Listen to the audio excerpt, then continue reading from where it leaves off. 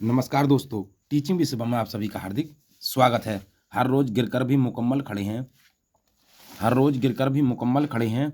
ये जिंदगी देख मेरे हौसले तुझसे भी बड़े हैं। आइए देखते हैं सीटेट 20 अगस्त 2023 150 प्रश्न पेपर में आने वाले बाल विकास यानी कि सीडीपी से संबंधित हिंदी, गणित और पर्यावरण और संस्कृत यानी कि पांचों विषयों से संबंधित स्कोर हमारा टारगेट रहेगा 120 प्लस सीटेट एग्जाम में। आइए देखते हैं पहला विषय और पहला क्वेश्चन स्क्रीन पर। सामाजिक आर्थिक रूप से वंचित पृष्ठभूमि से आने वाले बच्चों को क्लास के माहौल की आवश्यकता होती है जो ऑप्शन ए बच्चे को उनकी क्षमताओं के आधार पर वर्गीकृत करता है, ऑप्शन बी उन्हें अच्छा व्यवहार सिखाता है, ऑप्शन सी उन्हें सांस्कृतिक कल्चर और भाषाई ज्ञान को महत्व देता है तथा उनका उपयोग करता है, ऑप्शन डी उनकी भाषा के उपयोग को हतोत्साहित करता है ताकि वे मुख्य धारा की भाषा सीख सकें। ना तो हमें हतोत्साहित करना है, ना ही बच्चों को वर्गीकृत करना है। उन्हें अच्छा व्यवहार यानी कि व्यवहार भी सिखाना, हाँ बिल्कुल ठीक है, लेकिन ये कह रहा है कि सामाजिक आर्थिक, तो सामाजिक आर्थिक की पृष्ठभूमि से बच्चे जो आए हैं उनके लिए सांस्कृतिक और भाषाई ज्ञान को महत्व देना है तथा उनका उपयोग करता है। तो ऑप्शन सी इस प्रश्न का करेक्ट आंसर है। आइए नेक्स्ट क्वेश्चन आपकी स्क्रीन पर। कक्षा में सृजनात्मक और प्रतिभाशाली ब्रिलियंट बच्चों के लिए आवश्यक के हस्तक्षेप निर्भर करता है। ऑप्शन ए उन्हें अन्य बच्चों को पढ़ाने की जिम्मेदारी देने पर, ऑप्शन बी टीचर द्वारा अनुकूलित और प्रेरक निर्देशन तरीकों के उपयोग पर, ऑप्शन सी उन्हें अतिरिक्त समय दिए जाने पर, ऑप्शन डी उनके प्रति स्नेही होने के नाते पर।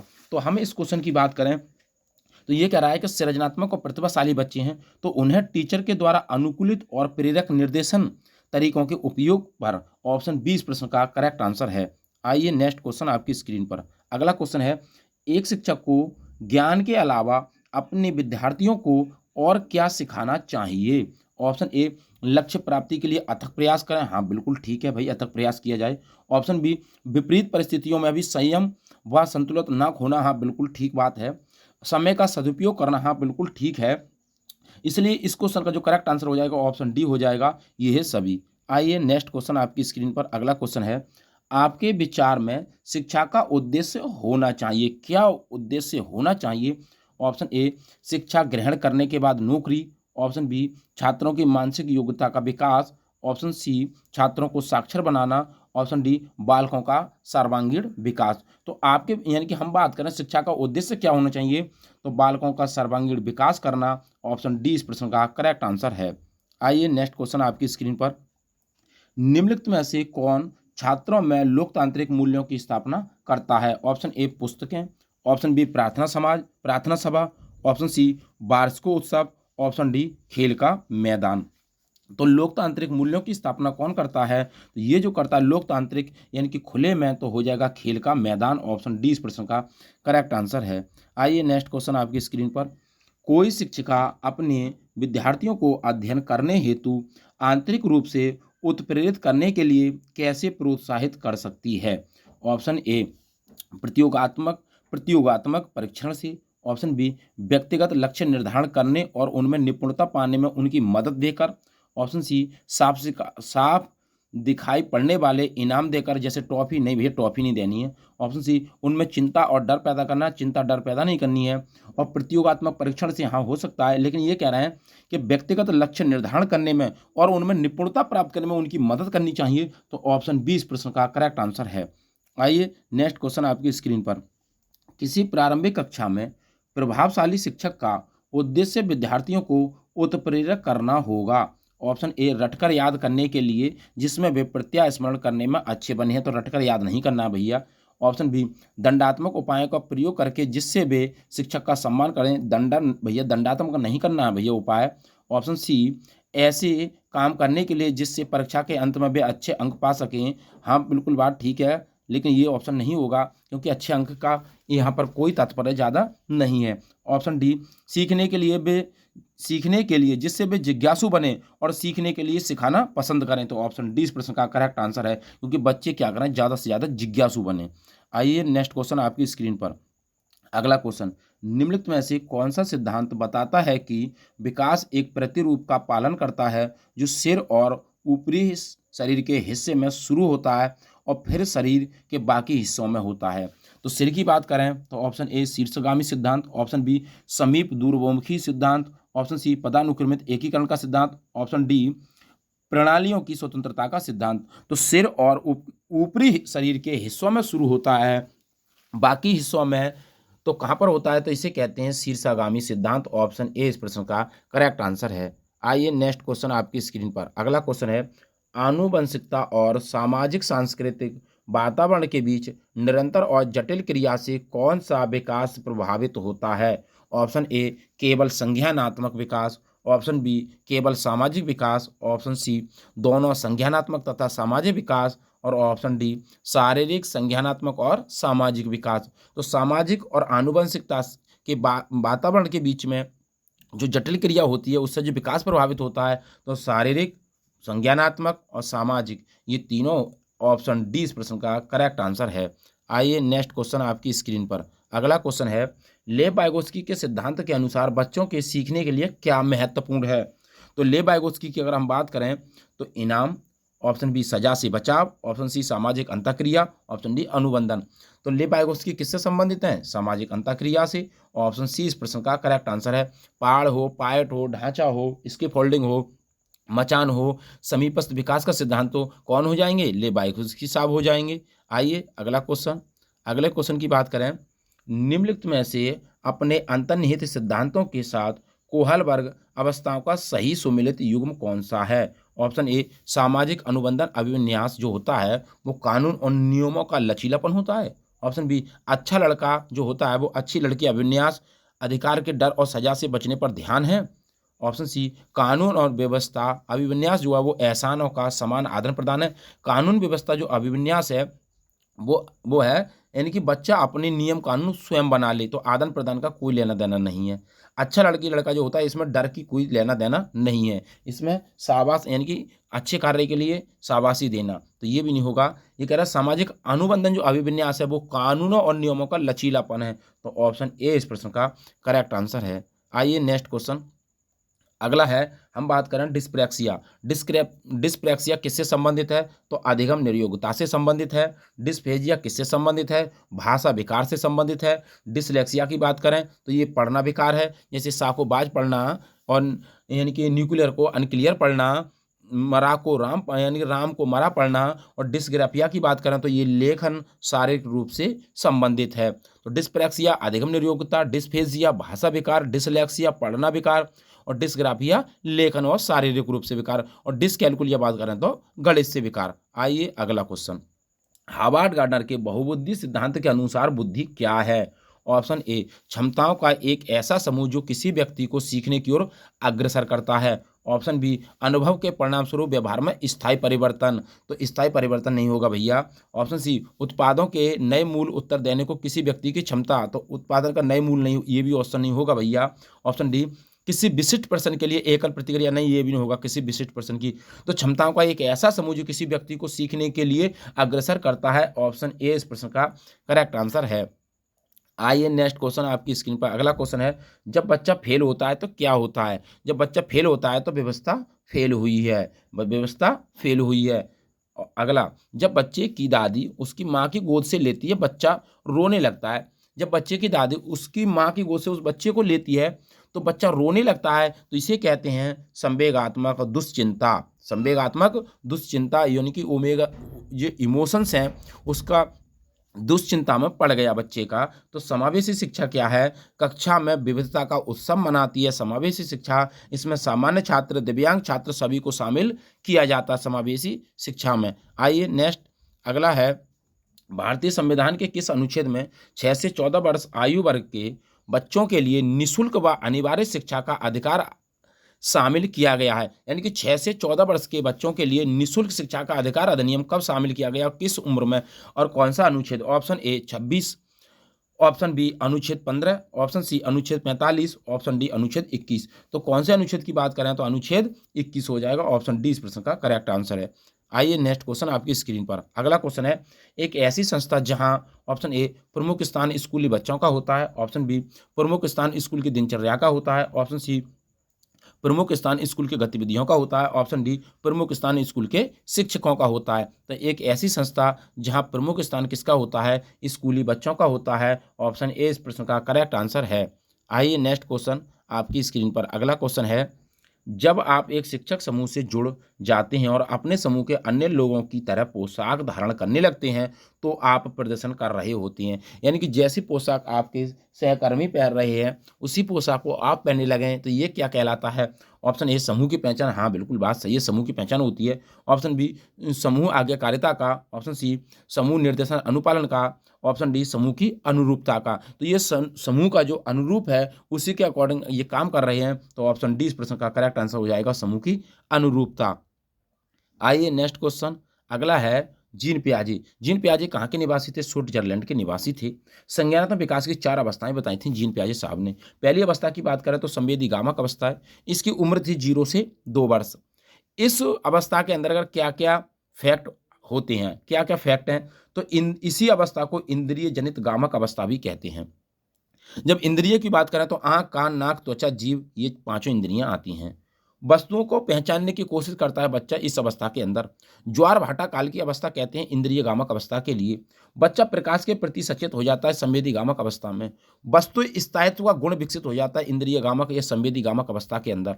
जैविक क्रियाओं को बच्चा अपनाने लगता है, तो ये किस अवस्था के अंदर, संवेदी गामक अवस्था के अंदर। आइए नेक्स्ट अगली अवस्था देखते हैं। पूर्व संक्रियात्मक अवस्था 2 से 7 वर्ष। पूर्व संक्रियात्मक अवस्था 2 से 7 वर्ष। पड़ोसी बच्चों के साथ खेलना पसंद करता है पूर्व संक्रियात्मक अवस्था में। पूर्व विद्यालय अवस्था, पूर्व विद्यालय अवस्था कहलाती है पूर्व संक्रियात्मक अवस्था।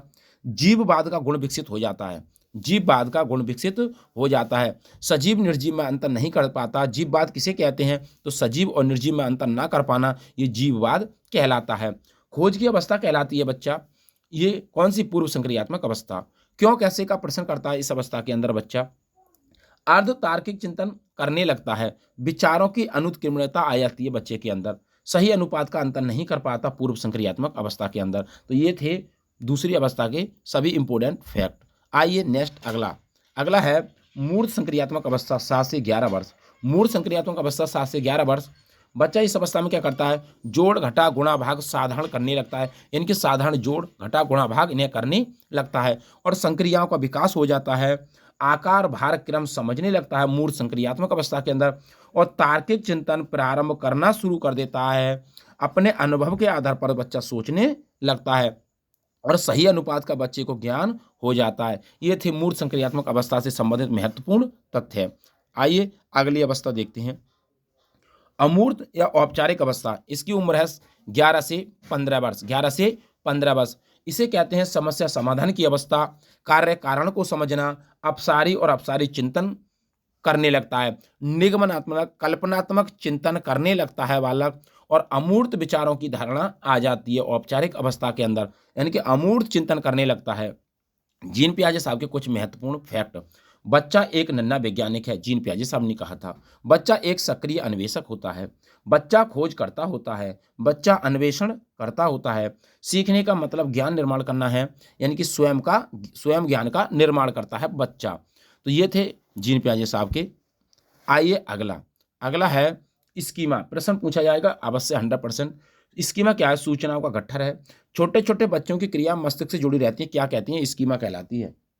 अगला है विकेंद्रीकरण किसे कहते हैं, समस्या समाधान को अलग अलग समझना विकेंद्रीकरण कहलाता है, यानी कि केंद्र से बाहर की ओर। तो समस्या समाधान को अलग अलग रूप से समझना विकेंद्रीकरण कहलाता है।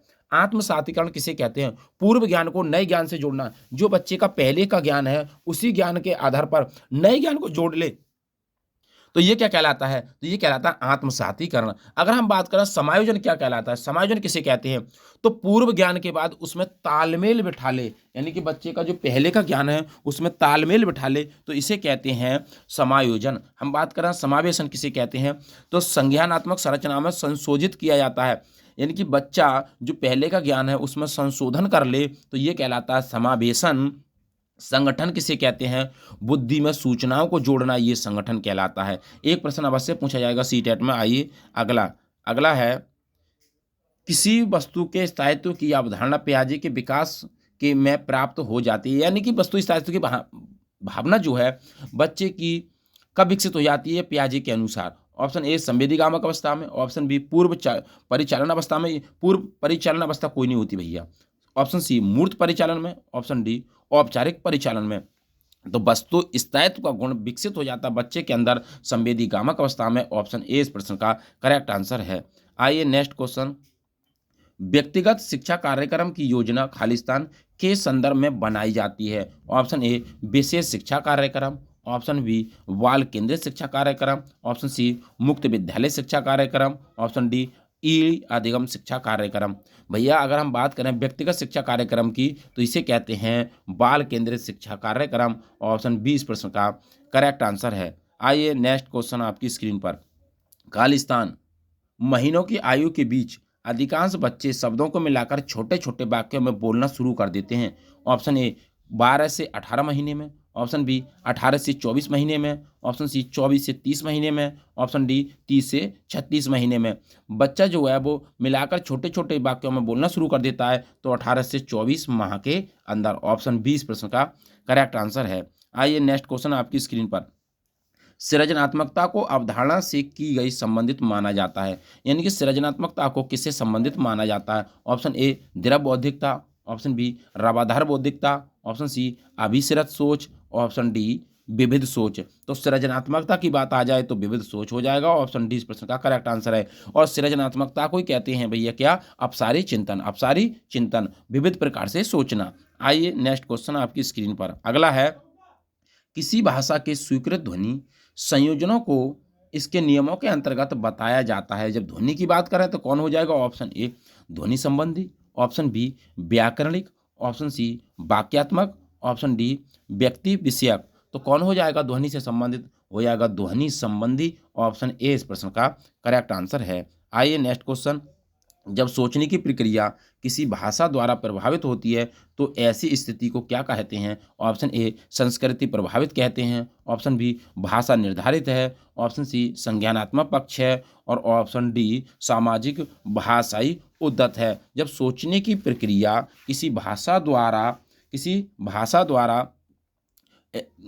प्रभावित होती है तो ऐसी स्थिति को भाषा निर्धारित कहते हैं। ऑप्शन बी इस प्रश्न का करेक्ट आंसर है। आइए नेक्स्ट क्वेश्चन आपकी स्क्रीन पर। अगला है अपने अनुभवों और लक्षणों के आधार पर उपकरणों में खराबी के कारण की परिकल्पना का परीक्षण कर रवि उपकरणों की मरम्मत करता है। यानी कि एक बच्चा है जो उपकरण खराब हो गए हैं उनकी मरम्मत करता है तो वह क्या उपयोग करना चाह रहा है। ऑप्शन ए अंतर्दृष्टि सूझ के द्वारा, ऑप्शन बी कलन विधि, ऑप्शन सी मानसिक दृढ़ता के कारण, ऑप्शन डी अनुमानी विधि। तो कैसे ठीक कर रहा है, तो ये जो ठीक करना चाह रहा है अपने अनुभव के आधार पर और लक्षणों के आधार पर, तो ये कहलाएगी अनुमानी विधि। ऑप्शन डी इस प्रश्न का करेक्ट आंसर है।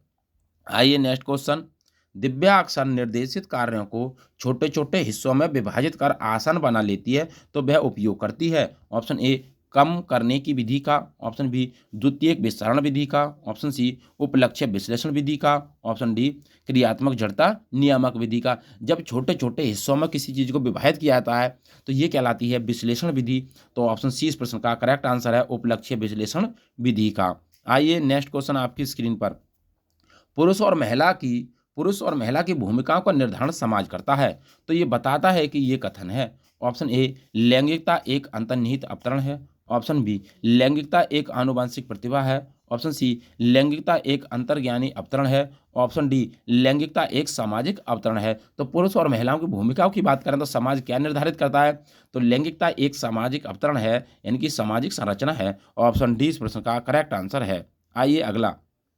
अधिगमकर्ताओं की उपलब्धि का आकलन शिक्षकों की सहायता करता है। ऑप्शन ए अधिगमकर्ताओं के प्रदर्शन का रिकॉर्ड रखने में, ऑप्शन बी शिक्षण अधिगम विधियों की प्रभावशीलता का मूल्यांकन करने में, ऑप्शन सी कक्षाओं में अधिगमकर्ताओं के क्षमता समूह बनाने में। तो ये किस में सहायता करता है, तो ये करता है शिक्षण अधिगम विधियों की प्रभावशीलता का मूल्यांकन करने में। ऑप्शन बी इस प्रश्न का करेक्ट आंसर है। आइए नेक्स्ट अगला क्वेश्चन। समावेशी शिक्षा के सिद्धांत किस आयु पर आधारित हैं। ऑप्शन ए सामाजिक संतुलन पर, ऑप्शन बी समता व समान अवसर पर, और ऑप्शन सी सामाजिक अस्तित्व एवं वैश्वीकरण पर, ऑप्शन डी विश्व बंधुता पर। तो समावेशी शिक्षा के सिद्धांत की अगर हम बात करें तो ये जो है वो समता एवं समान अवसर पर। ऑप्शन बी इस प्रश्न का करेक्ट आंसर है। आइए नेक्स्ट अगला क्वेश्चन है, दिव्यांगजन अधिकार अधिनियम किस वर्ष में लागू किया गया? Option A 1992, option B 1995, option C 1999, option D 2016। तो दिव्यांगजन अधिकार अधिनियम जो है वो 2016 में लागू किया गया। ऑप्शन डी इस प्रश्न का करेक्ट आंसर है, और 6 से 18 वर्ष के आयु के बच्चों के लिए। आइए नेक्स्ट अगला क्वेश्चन है, निःशुल्क एवं अनिवार्य बाल शिक्षा अधिकार अधिनियम 2009 दिव्यांग बच्चों की निःशुल्क शिक्षा के अधिकार को सुनिश्चित करता है। ऑप्शन ए 6 से 18 वर्ष तक के, ऑप्शन 3 यानी कि ऑप्शन बी 3 वर्ष से 18 वर्ष तक के, और ऑप्शन सी 6 से 14 वर्ष तक के बच्चों के लिए। तो दिव्यांग बच्चों की अगर हम बात करें तो ये कहलाता है 6 वर्ष से 18 वर्ष तक के बच्चों के लिए। ऑप्शन ए इस प्रश्न का करेक्ट आंसर है। आइए स्व जागरूकता एवं संज्ञानात्मक क्षमताओं का नियंत्रण जैसे योजना बनाना, समीक्षा करना, संशोधन करना इत्यादि में अंतर्निहित है। ऑप्शन ए केंद्रीकरण, ऑप्शन बी संज्ञान बोध, और ऑप्शन सी संज्ञान, ऑप्शन डी समायोजन। तो ये किसमें अंतर्निहित है? ये जो है वो संज्ञान बोध की बात हो रही है, संज्ञानात्मक की बात हो रही है। ऑप्शन बी इस प्रश्न का करेक्ट आंसर है। आइए नेक्स्ट अगला क्वेश्चन है, जब बच्चे प्राप्त की गई सूचनाओं की व्याख्या करने के लिए अपने अनुभवों के आधार पर सोचते हैं तो उसे क्या कहा जाता है? जब बच्चा अपने अनुभव के आधार पर सोचता है तो ये क्या कहलाता है? ऑप्शन ए प्रतिक्रियावादी सोच, ऑप्शन बी सृजनात्मक सोच, ऑप्शन सी अमूर्त सोच, ऑप्शन डी मूर्त सोच। तो इसे कहते हैं मूर्त सोच, अपने अनुभव के आधार पर सोचना। ऑप्शन डी इस प्रश्न का करेक्ट आंसर है। आइए नेक्स्ट क्वेश्चन अगला क्वेश्चन हम बात करते हैं, एक विषय कंप्लीट यानी कि बाल विकास से संबंधित जो प्रश्न थे वो कंप्लीट हो चुके हैं। नया विषय आया आपका भाई हिंदी, और हिंदी में पहला क्वेश्चन है, वाइगोत्स्की ने भाषा विकास का परिप्रेक्ष्य प्रस्तुत किया। ऑप्शन ए व्यवहारवादी के रूप में, ऑप्शन बी सामाजिक सांस्कृतिक, ऑप्शन सी व्यवहार सांस्कृतिक, ऑप्शन डी संज्ञानवादी। तो वाइगोत्स्की जब आ जाए भैया कौन हो जाएगा? समाज सांस्कृतिक हो जाएगा। ऑप्शन बी इस प्रश्न का करेक्ट आंसर है। अगला क्वेश्चन, भाषा अर्जित करने के संदर्भ में कौन सा कथन उचित नहीं है? ऑप्शन ए ये एक सहज प्रक्रिया, हाँ बिल्कुल बात ठीक है। ऑप्शन बी ये एक स्वाभाविक प्रक्रिया है, बिल्कुल बात ठीक है। ऑप्शन सी बच्चे भाषा के नियमों को आत्मसात करते हैं, हाँ बिल्कुल ठीक है, आत्मसात करते हैं। ऑप्शन डी बच्चों को नियम बनाना सिखाया जाता है, तो भाषा अर्जन में बच्चों को नियम बनाना नहीं सिखाया जाता। ऑप्शन डी इस प्रश्न का करेक्ट आंसर है। आइए नेक्स्ट क्वेश्चन आपकी स्क्रीन पर। तो अगला क्वेश्चन है, भाषा सीखने और भाषा अर्जित करने में अंतर का मुख्य आधार है। ऑप्शन ए भाषा की पाठ्यपुस्तक है, ऑप्शन बी भाषा का लिखित आकलन, ऑप्शन बी भाषा का उपलब्ध परिवेश, ऑप्शन डी भाषा की जटिल संरचनाएं। तो ये जो होगा भैया भाषा सीखना और भाषा अर्जित में जो मुख्य आधार है भाषा का उपलब्ध परिवेश। ऑप्शन सी इस प्रश्न का करेक्ट आंसर है। आइए नेक्स्ट क्वेश्चन आपकी स्क्रीन पर। अगला क्वेश्चन है, प्राथमिक स्तर पर हिंदी भाषा सिखाने के लिए सबसे अधिक जरूरी क्या है? ऑप्शन ए भाषा शिक्षण का भाषा ज्ञान, ऑप्शन बी कक्षा में रंगीन पाठ्य पुस्तकें, ऑप्शन सी कक्षा में प्रिंट समृद्ध परिवेश, ऑप्शन डी कक्षा में लिखित आकलन।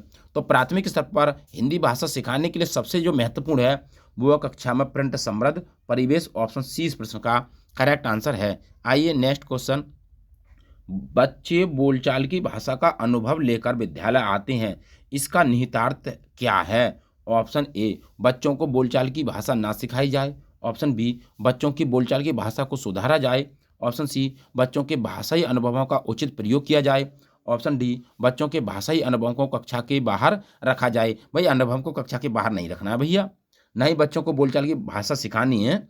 बच्चों की बोलचाल की भाषा को सुधारा जाए, हाँ सुधार सकते हैं, लेकिन बच्चों के भाषाई अनुभवों का उचित प्रयोग किया जाए। ऑप्शन सी इस प्रश्न का करेक्ट आंसर है। आइए नेक्स्ट क्वेश्चन आपकी स्क्रीन पर। अगला क्वेश्चन क्या बताता है, भाषाई कौशल, एक प्रश्न पूछा जाएगा, भाषाई कौशल 4 होती हैं, सभी 4 कौशल अंतः संबंधित हैं। 2 कौशल यानी कि सुनना और पढ़ना ग्रहणात्मक कौशल के नाम से जाने जाते हैं, इन्हें ग्रहणात्मक कौशल कहते हैं। बोलना और लिखना इन्हें अभिव्यंजनात्मक या उत्पादक कौशल कहते हैं। पढ़ना जो कौशल होता है वो अर्थ या अनुमान से संबंधित है। लिखना एक तरह की बातचीत है, अनिवार्य नहीं है कि 4 कौशल क्रम से ही सीखे जाते हैं। तो ये था कौशलों से संबंधित महत्वपूर्ण फैक्ट। आइए नेक्स्ट क्वेश्चन, भाषा सीखने सिखाने में आप किसे सबसे अधिक महत्वपूर्ण मानते हैं? ऑप्शन ए संज्ञानात्मक विकास के लिए, ऑप्शन बी सामाजिक अंतःक्रिया को, ऑप्शन सी दृश्य श्रव्य सामग्री के लिए, ऑप्शन डी बाल साहित्य को। तो भाषा सीखने सिखाने में सबसे अधिक महत्वपूर्ण है वो है सामाजिक अंतःक्रिया। ऑप्शन बी इस प्रश्न का करेक्ट आंसर है। आइए नेक्स्ट क्वेश्चन आपकी स्क्रीन पर। हिंदी भाषा के संदर्भ में एक महत्वपूर्ण उद्देश्य है कि बच्चे, ऑप्शन ए अपना शब्द भंडार विकसित कर सकें, ऑप्शन बी व्याकरण के नियमों को याद कर सकें, अरे नियम भैया याद नहीं करने इसमें, ऑप्शन सी कही या लिखी गई बात आलोचनात्मक दृष्टि से परख सकें, ऑप्शन डी कही या लिखी गई बात को शब्द सा कह और लिख सकें। तो ऐसा नहीं है कि बिल्कुल हूबही कहना, तो ये हो जाएगा ऑप्शन सी कही या लिखी गई बात आलोचनात्मक दृष्टि से परख सकें। ऑप्शन सी इस प्रश्न का करेक्ट आंसर है। नेक्स्ट क्वेश्चन आपकी स्क्रीन पर। प्राथमिक स्तर पर हिंदी भाषा का शिक्षण करते समय आप किस बिंदु पर सर्वाधिक बल देंगे?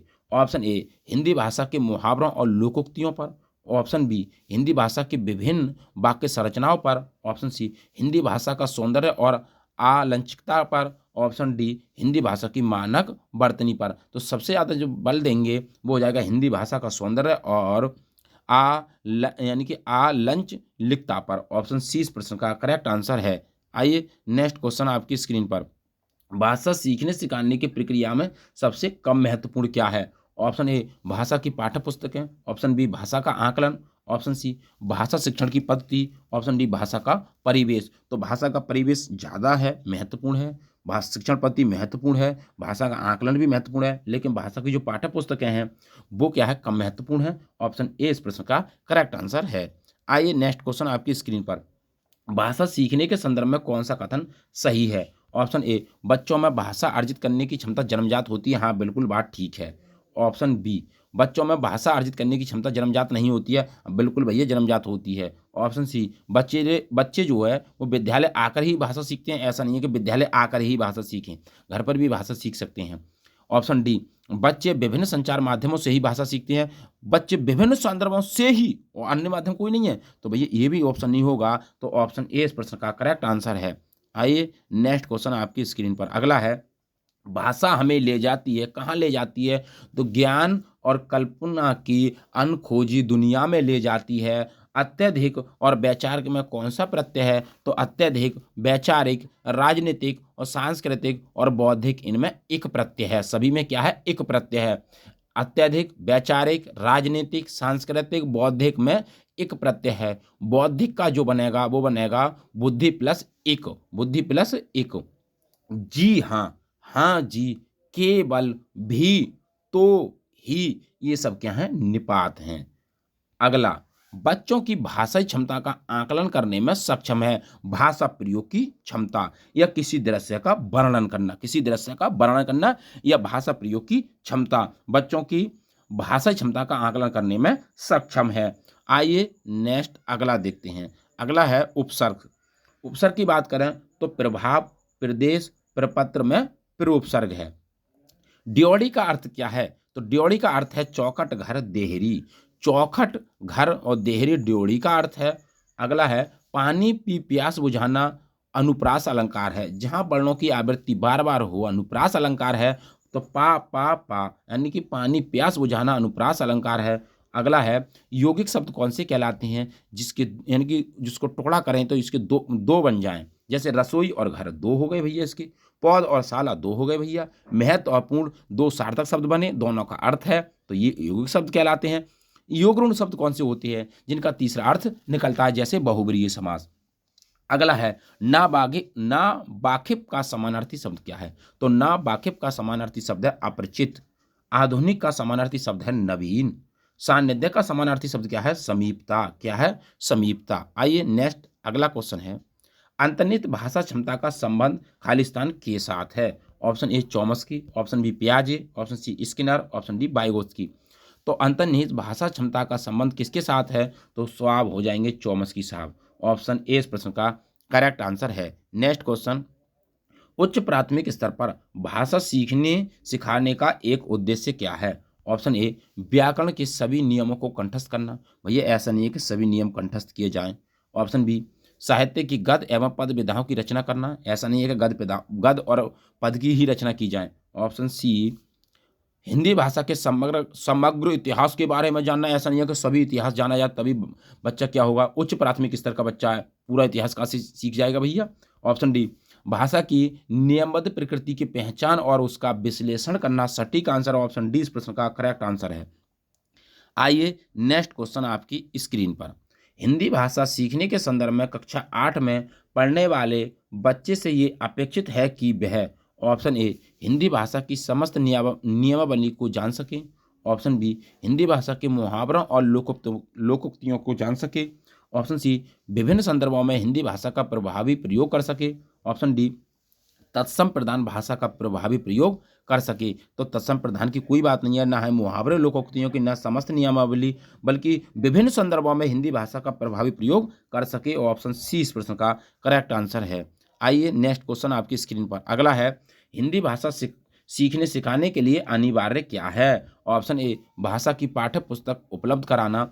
ऑप्शन बी, समृद्ध भाषा परिवेश की उपलब्धता। ऑप्शन सी, हिंदी भाषा की लिखित परीक्षा।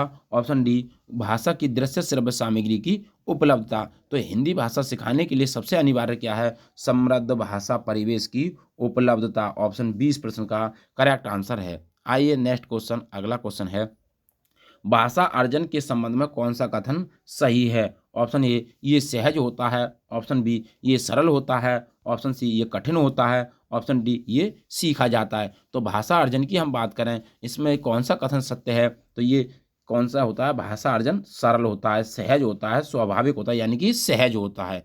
आइए नेक्स्ट अगला क्वेश्चन है, मैं अपनी कक्षा में बहुभाषिकता को महत्व देती हूँ, इसलिए क्यों।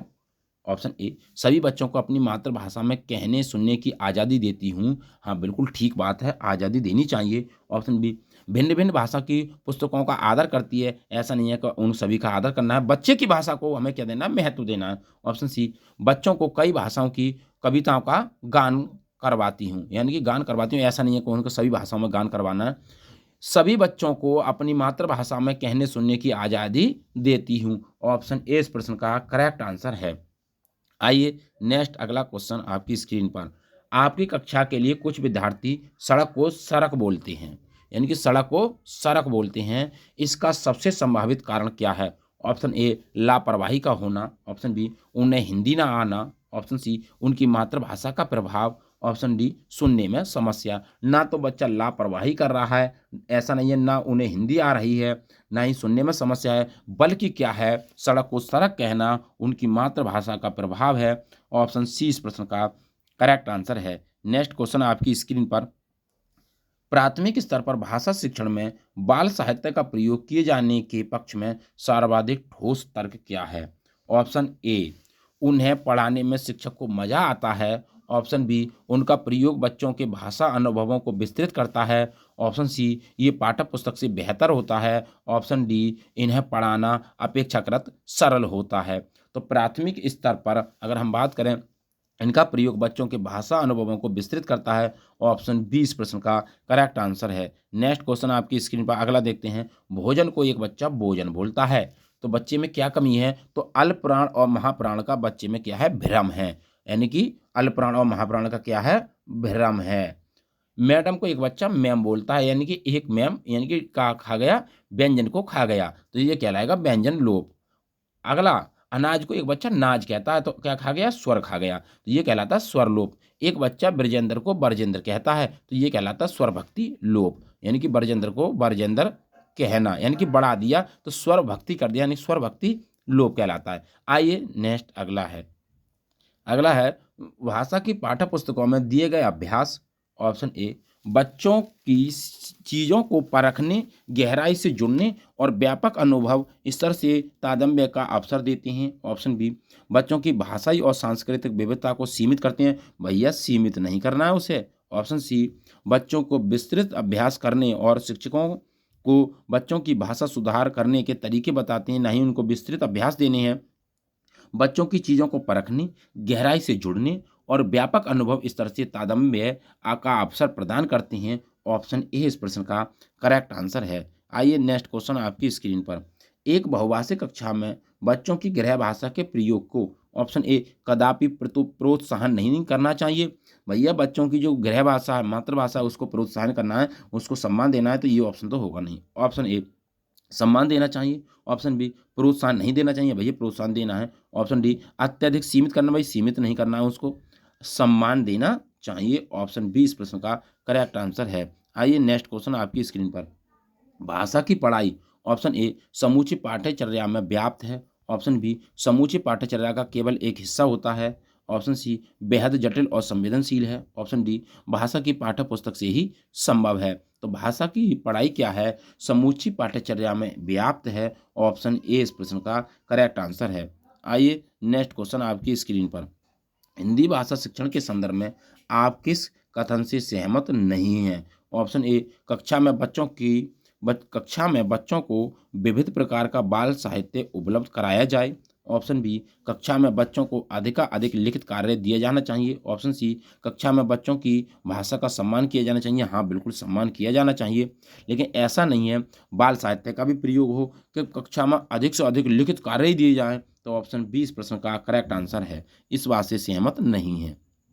आइए बच्चों को अपने लेखन के प्रति आत्मविश्वास जगाने के लिए जरूरी क्या है? ऑप्शन ए उनके द्वारा लिखी गई बात का सम्मान किया जाए, ऑप्शन बी उनके लिखने की गति पर ध्यान दिलाया जाए, ऑप्शन सी उनके अक्षरों की बनावट की प्रशंसा की जाए, ऑप्शन डी उनकी वर्तनी की शुद्धता को सहारा जाए। तो उनके द्वारा ना तो उनकी लिखने की गति को ध्यान दिलाया जाए और ना ही उनके बनावट अक्षरों की बनावट पर प्रशंसा की जाए, ना ही शुद्धता को सराहना दी जाए, बल्कि उनके द्वारा लिखी गई बात को सम्मान किया जाए। ऑप्शन ए इस प्रश्न का करेक्ट आंसर है। आइए नेक्स्ट अगला क्वेश्चन है। पहली दूसरी कक्षा के बच्चों को साथ ही साथ भाषा सिखाने के लिए जरूरी है कि उन्हें ऑप्शन ए बात कहने के तरीकों का अभ्यास करवाया जाए, ऑप्शन बी कविता गाने के अधिकाधिक अवसर दिए जाएं, ऑप्शन सी पारस्परिक संवाद के लिए प्रोत्साहित किया जाए, ऑप्शन सी अपने उच्चारण पर विशेष ध्यान देने के लिए कहा जाए। ना तो विशेष ध्यान देना है, ना ही अधिक तरीकों से अभ्यास कराने हैं, ना ही कविता के गाने का अधिक अधिक अवसर दिया जाए, बल्कि पारस्परिक संवाद के लिए प्रोत्साहित किया जाए। ऑप्शन सी इस प्रश्न का करेक्ट आंसर है। नेक्स्ट क्वेश्चन आपकी स्क्रीन पर। भाषा अर्जन के संबंध में कौन सा कथन उचित नहीं है? ऑप्शन ए भाषा अर्जन के लिए नियम सिखाए जाते हैं, तो भैया भाषा अर्जन के लिए नियम नहीं सिखाए जाते हैं। ऑप्शन ए बी भाषा अर्जन को सहज बनाने के लिए समृद्ध भाषा परिवेश होना चाहिए, हाँ बिल्कुल ठीक है। ऑप्शन बी बिना विद्यालय गए भाषा अर्जन संभव है, हाँ बिल्कुल ठीक है। ऑप्शन डी सभी बच्चों में भाषा अर्जन की स्वाभाविक क्षमता होती है, हाँ बिल्कुल ठीक है। ऑप्शन ए इस प्रश्न का करेक्ट आंसर है। आइए नेक्स्ट अगला क्वेश्चन आपकी स्क्रीन पर। अगला है गणित विषय। तो दो विषय कंप्लीट हो चुके हैं, यानी कि सीडीपी और हिंदी। तीसरा विषय जो हमारा है वो है हमारा गणित। तो पहचानिए इनकी शाब्दिक समस्या के प्रकार को पहचानिए। मेरे पास 6 पेंसिल हैं, मनीष के पास मेरे से 2 पेंसिल अधिक हैं, तो मनीष के पास कितनी पेंसिल हैं? हम बात करें तो 6 + 2 बराबर क्या हो जाएगा भैया? 8 हो जाएगा। लेकिन हमें यहाँ पर जोड़ नहीं करा रहा है, क्या कराना चाह रहा है? ऑप्शन ए व्यवकलित जमा, ऑप्शन बी व्यवकलित घटा, ऑप्शन सी तुलनात्मक जमा, ऑप्शन 4 तुलनात्मक घटा। तो ये क्या कराना चाह रहा है? तो व्यवकलित का मतलब होता है क्या? व्यवकलित का मतलब होता है घटाना। तो इसमें घटा नहीं की जा रही है, यानी कि घटावा नहीं हो रहा है। तो ये घटा तो होगा नहीं, नहीं तुलनात्मक घटा तो होगा ही नहीं। क्या हो रहा है? तुलनात्मक जमा हो रही है। ऑप्शन सी इस प्रश्न का करेक्ट आंसर है। आइए नेक्स्ट अगला। कौन सा खुले अंत वाला प्रश्न है? ऑप्शन ए आप 15 को 3 से गुणा किस प्रकार करेंगे, ऑप्शन बी संख्या रेखा पर 3 बार 15 का मान ज्ञात कीजिए, ऑप्शन सी 15 × 3 का मान ज्ञात करो, ऑप्शन डी कोई ऐसी 2 संख्याएं लिखो जिनका गुणनफल 45 हो। तो खुले अंत वाले प्रश्न को कहते हैं अपसारी प्रश्न। और अपसारी प्रश्न का मतलब क्या होता है? जिसके एक से अधिक उत्तर आ जाएं, यानी कि कई तरीकों से उत्तर आ जाएं, कई तरीके से उत्तर आ जाएं। तो ऐसी कोई 2 संख्याएं लिखें जिनका गुणनफल 45 हो, कई तरीके से हम लिख सकते हैं। ऑप्शन डी इस प्रश्न का करेक्ट आंसर हो जाएगा। आइए अगला क्वेश्चन है, निम्नलिखित में से क्या गणितीय तर्कणा का सूचक है? ऑप्शन ए परिकलन में निपुणता की क्षमता, ऑप्शन 2 विभिन्न परिस्थितियों में सही सूत्रों को स्मरण करने की क्षमता। तो भैया सूत्र याद नहीं करानी है हमें, ना ही परिकलन में, क्योंकि छोटा बच्चा है तो उसके परिकलन नहीं सिखाना है। ऑप्शन 3 गणितीय संकल्पना की नई परिभाषा सिखानी है उसे। अगला क्वेश्चन गणितीय प्रक्रिया की तर्क संगतता देने की क्षमता। ऑप्शन 4 इस प्रश्न का करेक्ट आंसर है। आइए नेक्स्ट अगला। बैन हिले के स्तर पर जिस विकास की अवस्थाओं का संकेत करता है। बेनहिले किसके बारे में बताते हैं? ऑप्शन ए ज्यामितीय चिंतन के बारे में, हाँ बताते हैं ज्यामितीय चिंतन के बारे में। ऑप्शन बी भिन्न के बारे में, नहीं बताते हैं। ऑप्शन 3 संख्या की संकल्पना के बारे में, नहीं बताते हैं। ऑप्शन 4 स्थानीय मान के बारे में, नहीं बताते हैं भैया, बल्कि किसके बारे में बताते हैं? ज्यामितीय चिंतन के बारे में बताते हैं। कौन? बेनहिले साहब। ऑप्शन ए इस प्रश्न का करेक्ट आंसर है। आइए नेक्स्ट क्वेश्चन आपकी स्क्रीन पर। प्राथमिक अवस्था में गणित में रचनात्मक मूल्यांकन में अंतर्निहित है। क्या है अंतर्निहित? ऑप्शन ए छात्रों की ग्रेड रैंकिंग स्थिति।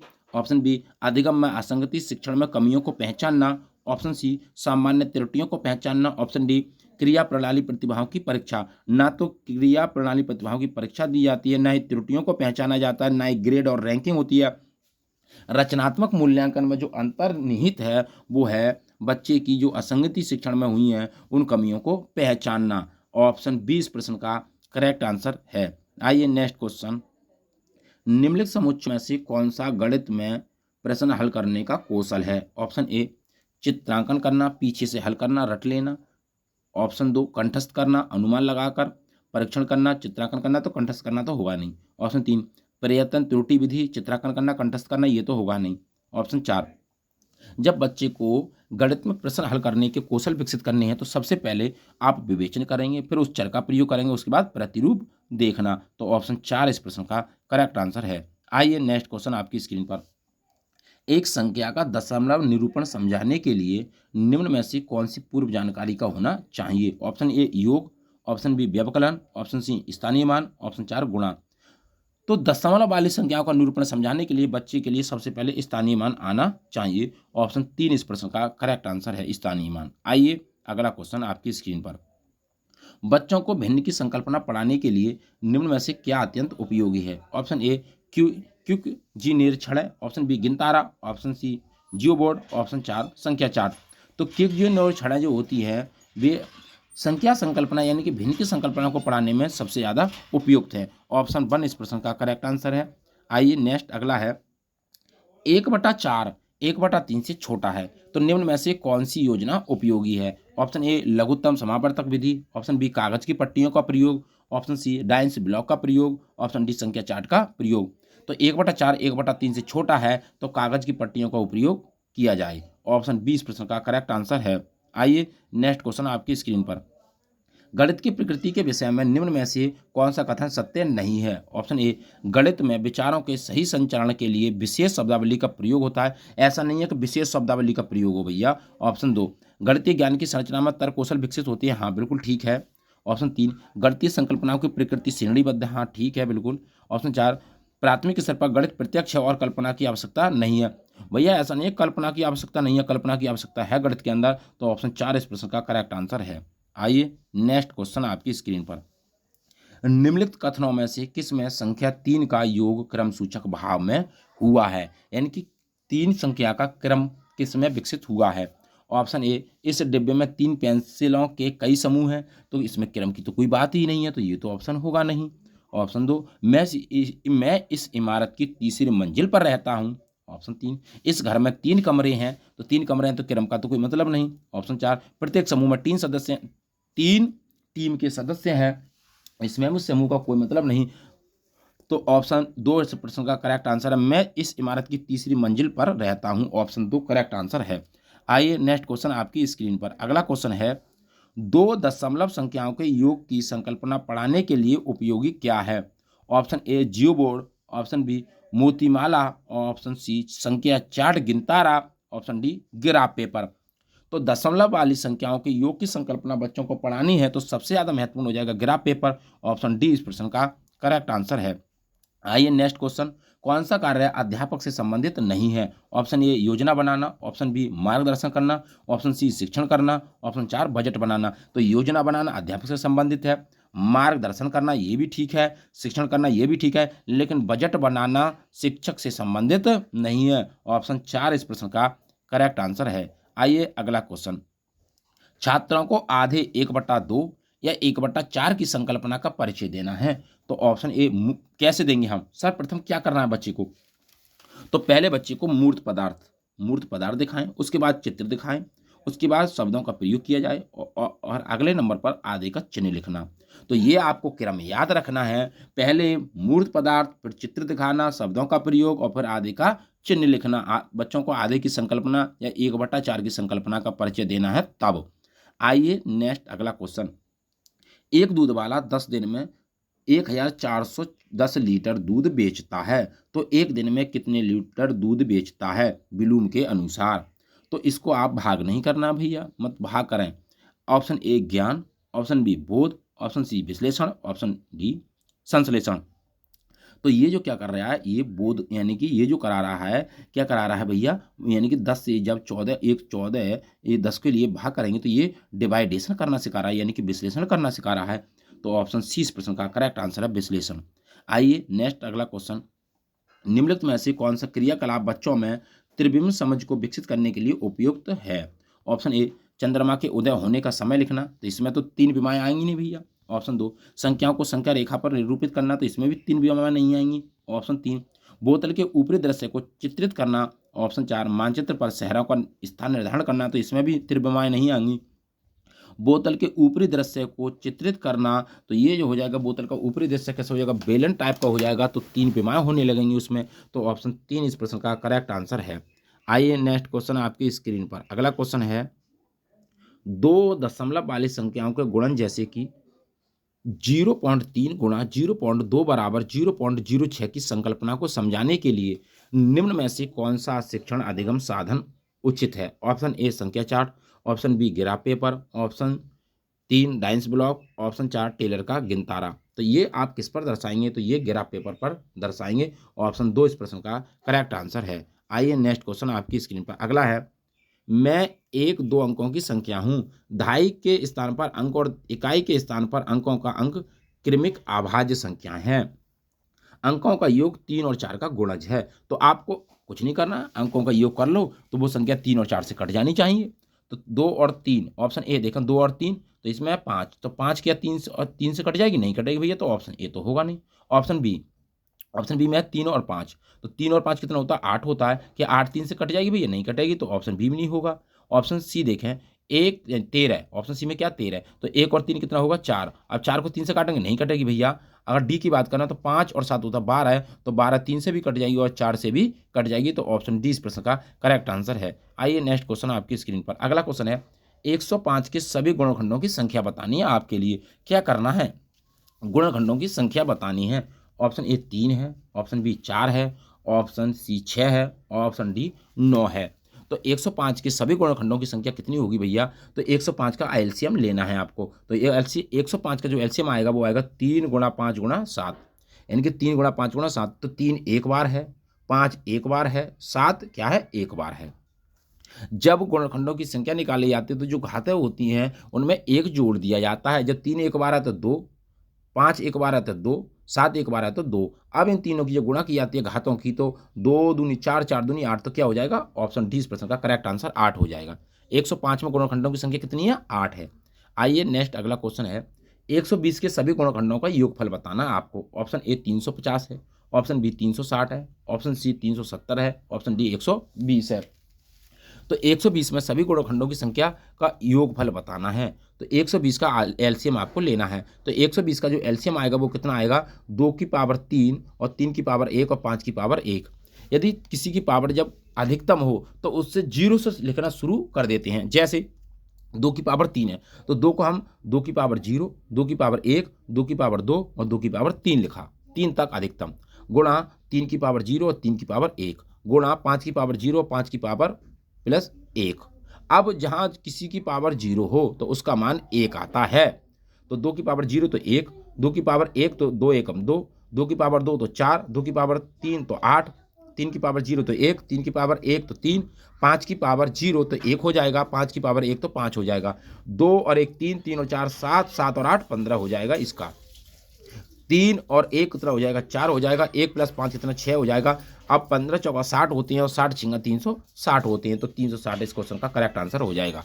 आइए नेक्स्ट क्वेश्चन आपकी स्क्रीन पर। अगला क्वेश्चन है राष्ट्रीय पाठ्यचर्या की रूपरेखा एनसीईआरटी 2005 की अनुशंसा के अनुसार प्राथमिक विद्यालय का गणित पाठ्यक्रम क्या है? ऑप्शन ए, गणितीय संकल्पना में कठोरता देने वाला होना चाहिए। भैया कठोरता नहीं देनी है किसी को। ऑप्शन बी, छात्रों को प्रगामी गणित के लिए तैयार करने वाला हो, ऐसा नहीं है कि तैयार करना उनके लिए। ऑप्शन 3, छात्रों के प्रतिदिन के अनुभवों से संबंधित होना चाहिए। तो छात्रों के जो प्रतिदिन के अनुभव है उनसे संबंधित होना चाहिए। तो ऑप्शन 3 इस प्रश्न का करेक्ट आंसर है। आइए नेक्स्ट क्वेश्चन आपकी स्क्रीन पर। अगला क्वेश्चन है, गणितीय अध्यापन को प्रभावी बनाने के लिए निम्न में से कौन सी विशेषता नहीं है? ऑप्शन 1, छात्रों की त्रुटियों के प्रतिरूपों पर केंद्रित होना। ऑप्शन बी, प्रतिदिन के अनुभवों के साथ संबंध स्थापित करना। ऑप्शन सी, एक ही संकल्पना के लिए विभिन्न शिक्षण अधिगमों का प्रयोग करना। ऑप्शन 4, एक नई संकल्पना का परिचय देने के लिए समय के नियम का कठोरता से पालन करना। तो भैया हमें कठोरता से पालन नहीं करना है, ऐसा नहीं है कि बिल्कुल कठोरता से पालन हो। ऑप्शन 4 इस प्रश्न का करेक्ट आंसर है। आइए नेक्स्ट अगला क्वेश्चन, 18 सही 3/4 में कितने चतुर्थांश हैं? क्या करना है आपको? 18 और 4 की गुणा करनी है, 3 को जोड़ देना है। तो 18, option A 72, option B 35, option C 75, option D 68। तो 18 चौका 72, 72 3 कितना हो जाएगा? 75। ऑप्शन सी इस प्रश्न का करेक्ट आंसर हो जाएगा। आइए नेक्स्ट क्वेश्चन आपकी स्क्रीन पर। अगला क्वेश्चन है, गणित के संदर्भ में ग्रामीण क्षेत्रों से विद्यालय में आने वाले बच्चों के लिए निम्न में से कौन सा कथन सही है? ऑप्शन ए, उन्हें गणित का कोई ज्ञान नहीं है। ऑप्शन बी, उनकी गणित में संचारण निपुणता निकृष्ट है। ऑप्शन 3, उन्हें उन्हें विधिवत गणित सीखने की कोई आवश्यकता नहीं है क्योंकि वह उनके काम नहीं आएगा। ऑप्शन 4, उनके पास मौखिक गणितीय परंपरा और ज्ञान की प्रचुरता है। तो कौन सा कथन सत्य है? तो हम इस क्वेश्चन की बात करें, क्वेश्चन नंबर 14, यानी कि गणित से संबंधित। तो इस क्वेश्चन का जो करेक्ट आंसर हो जाएगा क्रम, यानी कि हमें उनके, तो इस क्वेश्चन का जो करेक्ट आंसर हो जाएगा उनके पास मौखिक गणितीय परंपराओं के ज्ञान की प्रचुरता है। आइए नेक्स्ट क्वेश्चन आपकी स्क्रीन पर। तो अगला क्वेश्चन है, 3 सही 1/4 किलोग्राम चीनी से 1/16 किलोग्राम चीनी के कितने पैकेट बनाए जा सकते हैं? Option A 12, option B 64, option C 52, option D 48। तो कितने पैकेट बनाए जा सकते हैं? तो पैकेटों की बात करें, 3 सही 1/4 हो जाएगा 13/4। जब कितने की बात की जाए तो 1/16 का कर देंगे भागा। तो 13/4 गुणा, जब इसको भाग करना है तो इसका मतलब गुणा करेंगे तो उल्टा कर देते हैं, तो 16/1 हो जाएगा। तो 4 चौके 16, तो 4 बार गया और 13 से जब 4 की गुणा होगी तो हो जाएगा 52। ऑप्शन सी इस प्रश्न का करेक्ट आंसर। आइए नेक्स्ट क्वेश्चन आपकी स्क्रीन पर, 6/5 में कितने 1/10 हैं? Option A 8, option B 5, option C 12, option D 10। तो 6/5 कितने की बात कर रहा है? तो गुणा कर देंगे तो उल्टा कर देंगे तो 10 बटा कितना हो जाएगा? 1 हो जाएगा।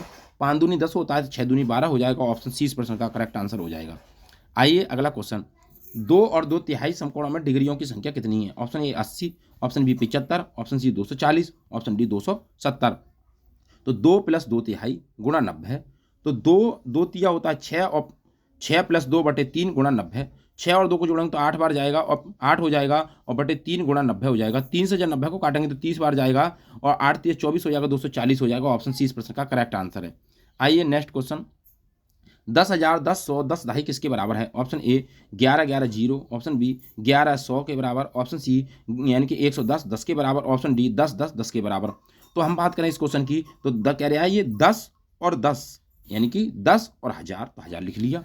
ऑप्शन बी फिर कह रहा है 10 और 100, तो 100 लिख लिया। फिर क्या 10 और दहाई, तो 10 लिख लिया और दहाई लिख दिया। अब इनकी जो गुणा आएगी इधर आ गया, तो अब इन तीनों को क्या कर लें, हम जोड़ लें तो 1100 आएगा। ऑप्शन 20 प्रश्न का करेक्ट आंसर हो जाएगा 1100। आइए अगला क्वेश्चन आपकी स्क्रीन पर, निम्नलिखित में से कौन सा कथन विद्यार्थियों द्वारा गणित में की गई अशुद्धियों के समसामयिक निरीक्षण पर प्रकाश नहीं डालता है? ऑप्शन ए, वे जानकारी प्राप्त करने का मूल्यवान स्रोत हैं। ऑप्शन 2, वे अध्यापिका का उसकी कक्षाओं की आयोजन तैयार करने में मार्गदर्शन कर सकती हैं। ऑप्शन 3, उन्हें अनदेखा कर देना चाहिए। तो समसामयिक निरीक्षण की अगर हम बात करें तो उनके लिए वे अध्यापिकाओं का उनकी कक्षाओं की आयोजन तैयार करने में मार्गदर्शन कर सकती है। ऑप्शन 2 इस प्रश्न का करेक्ट आंसर है। आइए नेक्स्ट क्वेश्चन आपकी स्क्रीन पर। अगला क्वेश्चन है, अगला विषय जो आता है पर्यावरण से संबंधित। तो हमारे 3 विषय कंप्लीट हो चुके हैं, सीडीपी, हिंदी और गणित। अगला है पर्यावरण। तो पर्यावरण अध्ययन की प्रकृति निम्नलिखित का समर्थन नहीं करती। ऑप्शन ए, बच्चे कम गलतियां करें। ऑप्शन बी, बच्चों को करके सीखने का अवसर मिले। और ऑप्शन 3 बच्चे बहुत से प्रश्न पूछें, ऑप्शन 4 बच्चों को खोज करने के लिए पर्याप्त स्थान मिले। तो हम इस क्वेश्चन की बात करें तो बच्चों को क्या मिले, बच्चे कम गलतियां करें। ऑप्शन ए इस प्रश्न का करेक्ट आंसर है। आइए नेक्स्ट क्वेश्चन आपकी स्क्रीन पर। हमारे देश में निम्नलिखित स्थानों में कौन सा ठंडा रेगिस्तान है? ठंडा रेगिस्तान किसे कहते हैं? Option B Jaisalmer, option B Ladakh, option C Meghalaya, option 4 Darjeeling. तो लद्दाख को क्या कहा जाता है? ठंडा रेगिस्तान के नाम से जाना जाता है। ऑप्शन बी इस प्रश्न का करेक्ट आंसर है। नेक्स्ट क्वेश्चन आपकी स्क्रीन पर। निम्न में से कौन बीज नहीं है? तो बीज कौन सा नहीं है? तो गेहूं, काली मिर्च, साबूदाना और सौंफ। तो क्या बीज नहीं है? तो साबूदाना क्या एक बीज नहीं है? गेहूं, काली मिर्च, सौंफ क्या है? बीज हैं। तो ऑप्शन 3 इस प्रश्न का करेक्ट आंसर है। Next question. प्राथमिक स्तर पर पर्यावरण अध्ययन में समुदाय सीखने सिखाने का एक महत्वपूर्ण संसाधन है क्योंकि ऑप्शन ए ये बहुत सस्ता संसाधन है, ऑप्शन 2 ये आसानी से उपलब्ध होने वाला संसाधन है, ऑप्शन 3 इसमें समझदार और बुजुर्ग व्यक्ति होते हैं, ऑप्शन 4 ये वास्तविक स्थितियों में सीखने की अवसर उपलब्ध कराता है। तो ये क्या है? ये ऑप्शन 4 ये वास्तविक स्थितियों में सीखने का अवसर उपलब्ध करवाता है।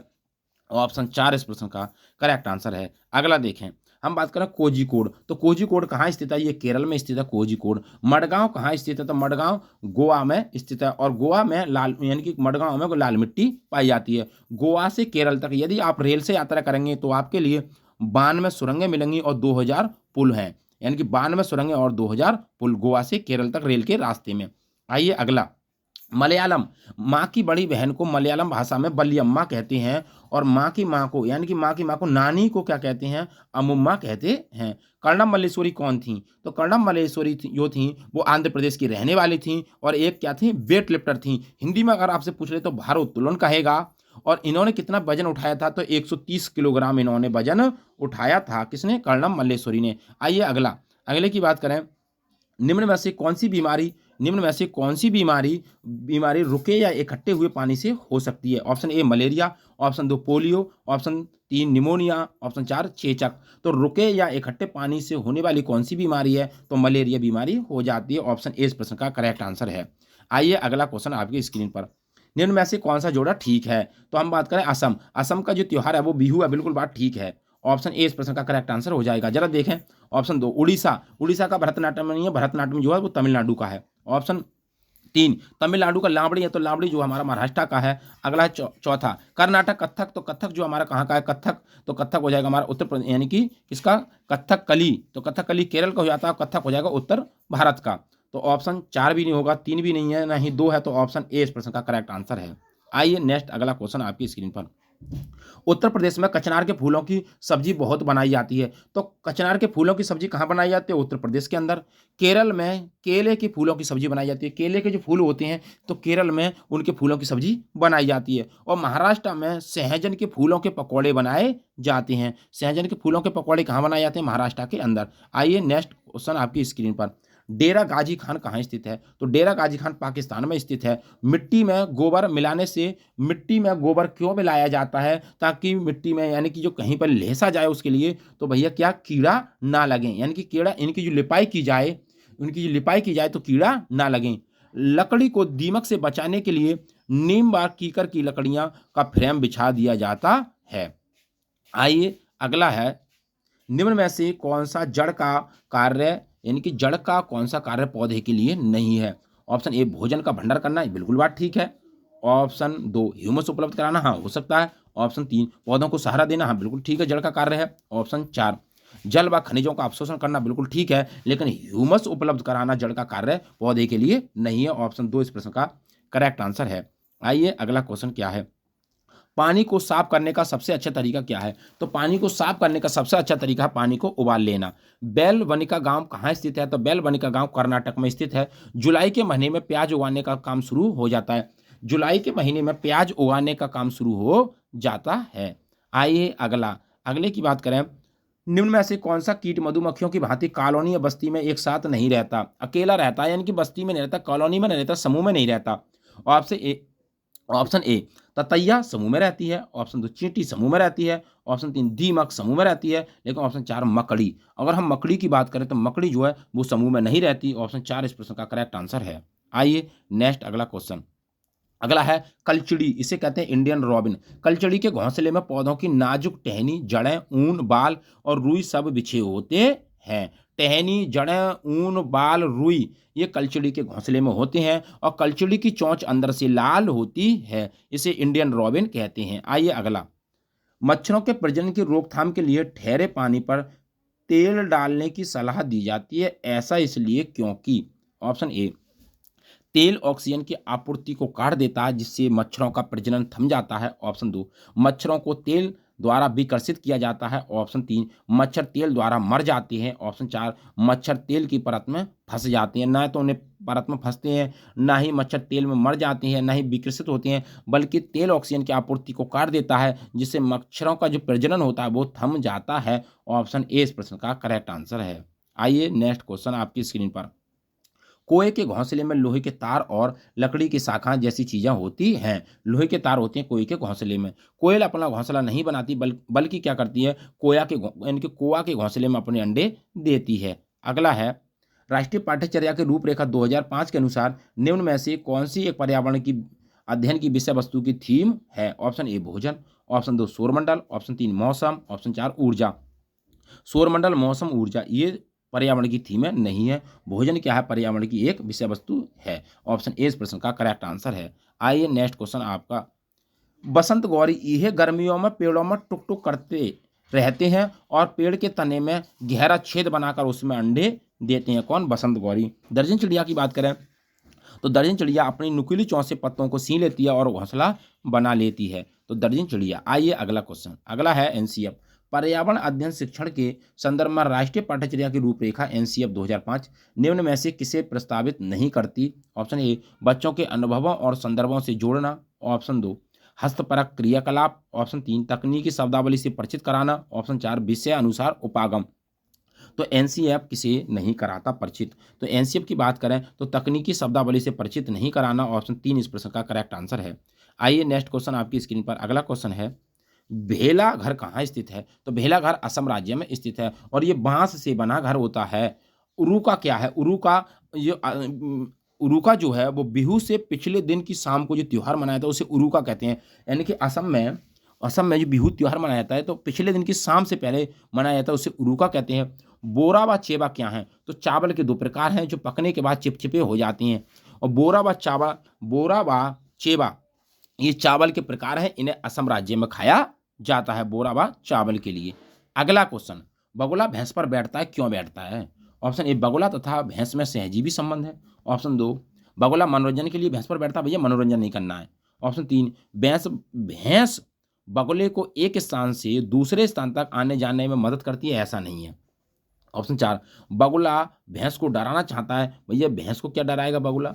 बगुला तथा भैंस में सहजीविता का संबंध है। ऑप्शन ए इस प्रश्न का करेक्ट आंसर है। आइए नेक्स्ट क्वेश्चन आपकी स्क्रीन पर, चिट्टप्पन क्या है, चिट्टयप्पन क्या है। तो मलयालम में यानी कि पिता का छोटा भाई जिसे कहते हैं चाचा, तो उसे चिट्टयप्पन कहते हैं मलयालम भाषा में। कुंजमा यानी कि पिता के छोटी पत्नी भाई की पत्नी को यानी कि चाची को कुंजमा कहते हैं। मसालों का बगीचा किसे कहा जाता है, तो केरल को मसालों का बगीचा कहते हैं। आइए अगला, मच्छर हमारे शरीर की गंध, तलवे की गंध और हमारे शरीर की गर्मी से हमें ढूंढ लेते हैं। रेशम का कीड़ा क्या करता है, तो रेशम का कीड़ा अपनी मादा को उसकी गंध से कई किलोमीटर दूर से पहचान लेता है। तू धरती पे जहां भी रहेगी मैं तेरी खुशबू से पहचान लूंगा। कौन, रेशम का कीड़ा। आइए अगला क्वेश्चन है, मनुष्य के पेट में आमाशय रस की प्रकृति होती है और वह भोजन के पाचन में सहायता करता है। ऑप्शन ए, क्षारीय। ऑप्शन 2, उभयधर्मी। ऑप्शन 3, उदासीन। ऑप्शन 4, अम्लीय। तो कैसी होती है आमाशय के अंदर, वो होती है अम्लीय प्रकृति। ऑप्शन 4 इस प्रश्न का करेक्ट आंसर है, अम्लीय। आइए नेक्स्ट क्वेश्चन आपकी स्क्रीन पर, सब्जियां कहाँ से आई। मिर्ची की बात करें तो दक्षिण अमेरिका से आई थी, जिसे पुर्तगाली देश के व्यापारी लाए थे। तो मिर्च कहाँ से आई थी, दक्षिण अमेरिका से। भिंडी की बात करें तो भिंडी कहाँ से आई थी, अफ्रीका से आई थी। गोभी तथा मटर हमारे देश में कहाँ से आई है, यूरोप से आई है। सोयाबीन हमारे देश में कहाँ से आई है, चीन से। तो सोयाबीन की बात करें तो चीन, गोभी मटर की बात करें तो यूरोप, भिंडी की बात करें तो अफ्रीका और मिर्च की बात करें तो दक्षिण अमेरिका से आई है। आइए भारत के अंदर। आइए नेक्स्ट, हाउस बोट क्या होते हैं। तो हाउस बोट 80 फुट तक लंबे तथा बीच में 8 से 9 फुट चौड़ाई वाले एक नाव की तरह होती हैं। इसमें श्रीनगर में बाहर से आए हुए पर्यटक लोग रहते हैं। On house boat. आइए अगला क्वेश्चन है, टीन खेती किसे कहते हैं? तो एक टीन बीज को जितने जमीन में बोते हैं उसे एक टीन जमीन कहते हैं तथा इस प्रकार के खेती को टीन खेती कहते हैं। और चेराव नाच कहाँ का है? तो मिजोरम में चेराव नाच यानी कि चेराव लोक नृत्य होता है मिजोरम के अंदर।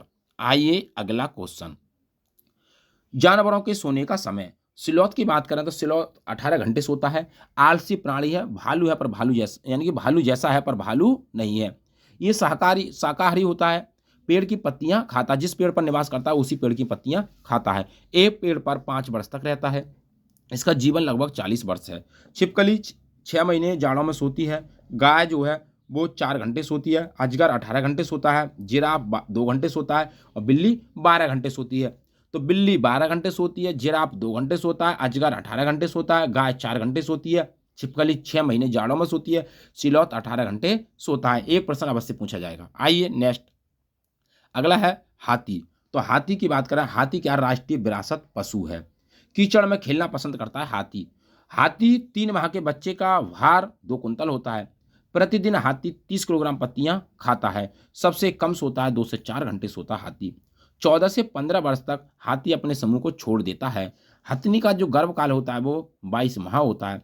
बुजुर्ग हथनी झुंड की नेता होती है। सर्वाधिक हाथियों की बात करें तो कर्नाटक में पाई जाती है। अगर बात करें महाद्वीप की तो अफ्रीका महाद्वीप में पाए जाते हैं। हाथी जो है वो राष्ट्रीय विरासत पशु है। आइए, हाथी के बाद आता है हमारा बाघ। बाघ की बात करें तो अंधेरे में मानव से 6 गुना देख लेता है। कौन? बाघ। राष्ट्रीय पशु है ये। कौन? बाघ। 1 से 2 वर्ष तक समूह को छोड़ देता है। इलाके का निर्धारण किससे करता है? मूत्र की दुर्गंध से करता है। इसकी दहाड़ इसकी 3 किलोमीटर तक सुनाई देती है। जन्म के समय इसका वजन कितना होता है? इसके बच्चे का वजन तो 1.5 से 2 किलोग्राम होता है। बाघ की मूछें संवेदनशील होती हैं, यानी कि बाघ की मूछें क्या होती हैं? संवेदनशील होती हैं। बाघ की मूछें क्या होती हैं? संवेदनशील होती हैं। चारों दिशाओं में कान घुमा लेता है। काली पीली धारियां होती हैं बाघ पर। आइए नेक्स्ट क्वेश्चन आपकी स्क्रीन पर। अगला क्वेश्चन है शेर।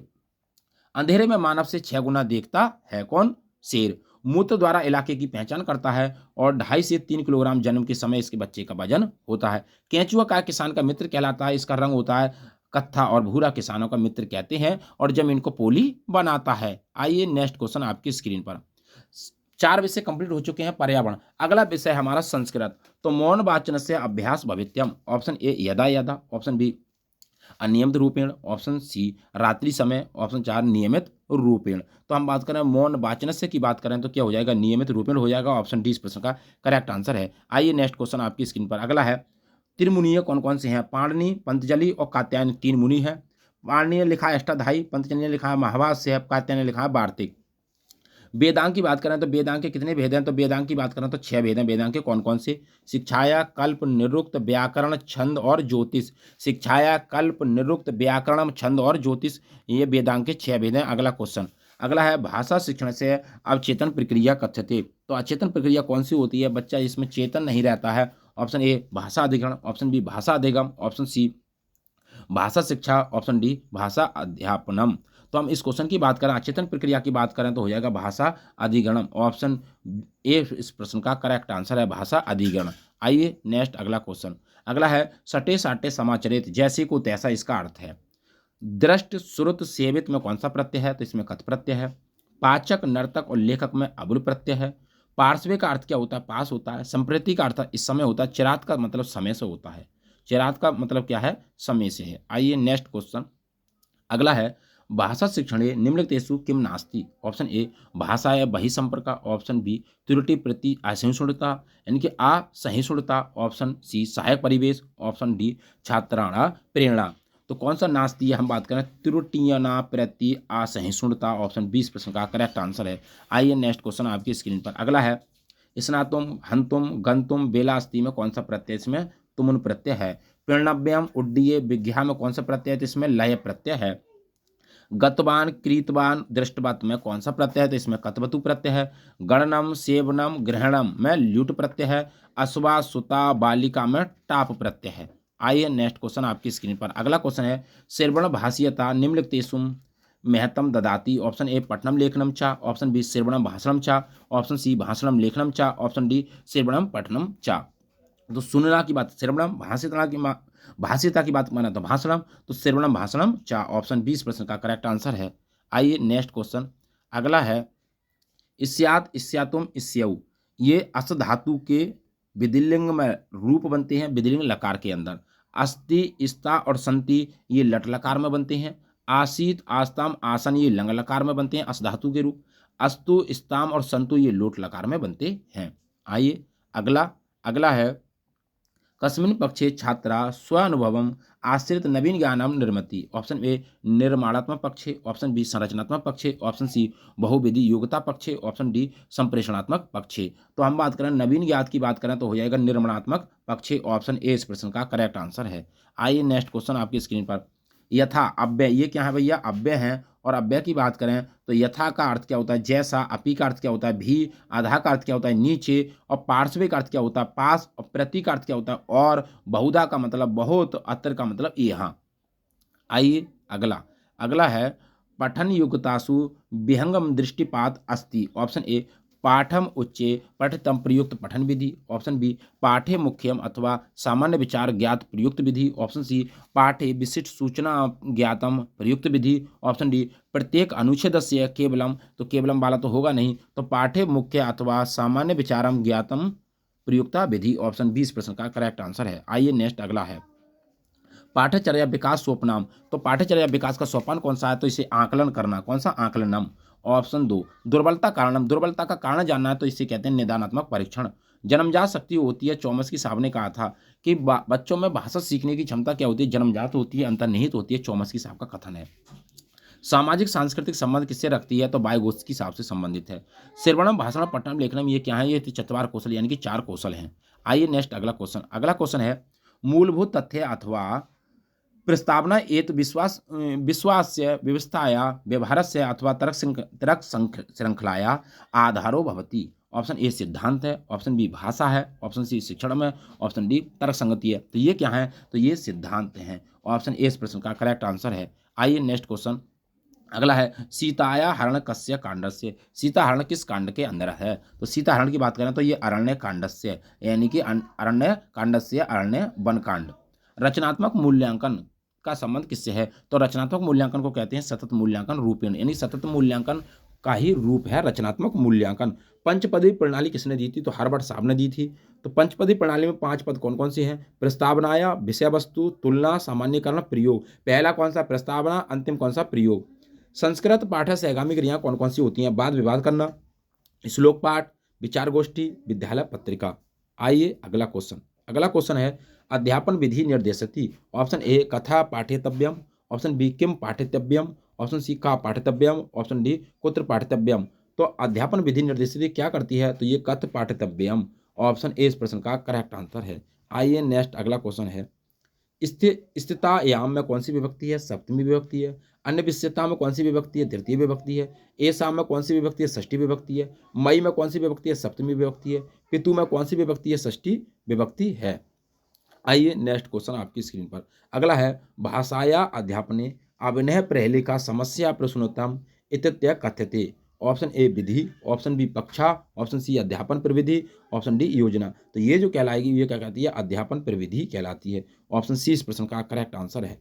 आइए अगला क्वेश्चन है भविष्य कथनम उपकौशलम। भविष्य कथन का उपकौशल क्या है, तो वाचनीन करना। ब्राह्म चिन्ह कौशल वर्धनम, यानी कि आप लेखन में लिखते समय विराम चिन्हों का ध्यान रखते हैं तो इसे कहते हैं लेखन शुद्धता। उत्पादक कौशल कौन कौन से होते हैं, तो उत्पादक कौशल भाषण और लिखना, यानी कि बोलना और लिखना उत्पादक कौशल कहलाते हैं, और सुनना और पढ़ना गणनात्मक कौशल कहलाते हैं।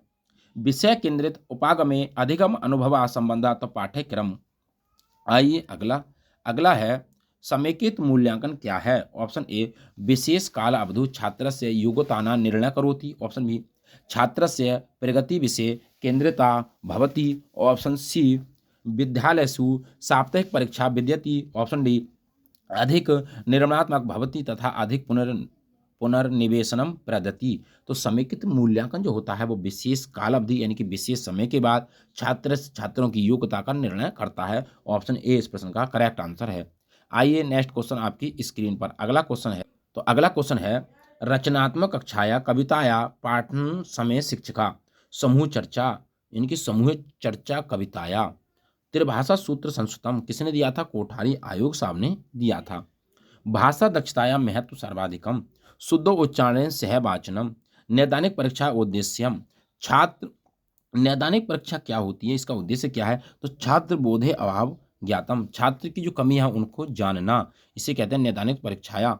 आइए अगला अगला है सहपाठी प्रतिपुष्टि क्या है? ऑप्शन ए पाठ्य पुस्तक लेखने न प्रतियोग्यतव्या, ऑप्शन बी अध्ययन अध्यापन प्रक्रियासु प्रक्रियासु न प्रयोगतव्या, ऑप्शन सी पाठ्य पुस्तक लेखने यथा अवसर प्रतियोग्यव्या, ऑप्शन डी पाठ्य पुस्तक लेखने नियमित रूपेण प्रतियोग्यव्या। तो सहपाठी प्रतिपुष्टि जो होती है वो कहलाती है पाठ्य पुस्तक लेखने नियमित रूपेण प्रयोगतव्या, ऑप्शन डी इस प्रश्न का करेक्ट आंसर है। आइए अगला क्वेश्चन, कक्षाया शिक्षणम शिक्षण सामग्री। तो कक्षा में शिक्षण सामग्री क्या है? श्यामपट्ट है भैया। फ्लैश कार्ड शिक्षण अधिगम सामग्री कैसी है? तो फ्लैश कार्ड शिक्षण सामग्री कैसी है? तो ये दृश्य है। ध्वनि सिद्धांत प्रतिपादक कौन है? तो आनंद वर्धन ध्वनि सिद्धांत के प्रतिपादक हैं। आइए अगला अगला है अस्माभि भाषा कक्षासु चतुर्थ योग्यताम। तो कौन सी योग्यता होती है? ऑप्शन ए निर्मातव्या, ऑप्शन बी संयोजितव्या, ऑप्शन सी उपेक्षितव्या, ऑप्शन डी पृथकतव्या पृथक कर्तव्या। तो हम बात करें इसकी भाषा कक्षाएं चतुर्थ योग्यता जो होती है वो संयोजितव्या होती है, ऑप्शन बी इस प्रश्न का करेक्ट आंसर है। आइए अगला, मित्राणि रिपम चा येन जानते। मित्र का जो व्यवहार होता है वो कैसा? उन्हें व्यवहार से जाना जाता है मित्र। पंचतंत्र लेखक अस्ति, पंचतंत्र के लेखक कौन है? तो विष्णु शर्मा जी हैं पंचतंत्र के लेखक। प्रियदर्शिका रत्नावली के लेखक कौन है? तो हर्षवर्धन जी हैं। आइए अगला क्वेश्चन है यदा कश्चित् अध्यापका शिक्षणेन दोषान अपहरतु आवश्यकानि संशोधनानि करोति इदम कथ्यते। ऑप्शन ए संशोधनात्मक पठनम, ऑप्शन बी समूह अध्यापनम, ऑप्शन सी सक्षमता परीक्षा, ऑप्शन डी निदानात्मक परीक्षा।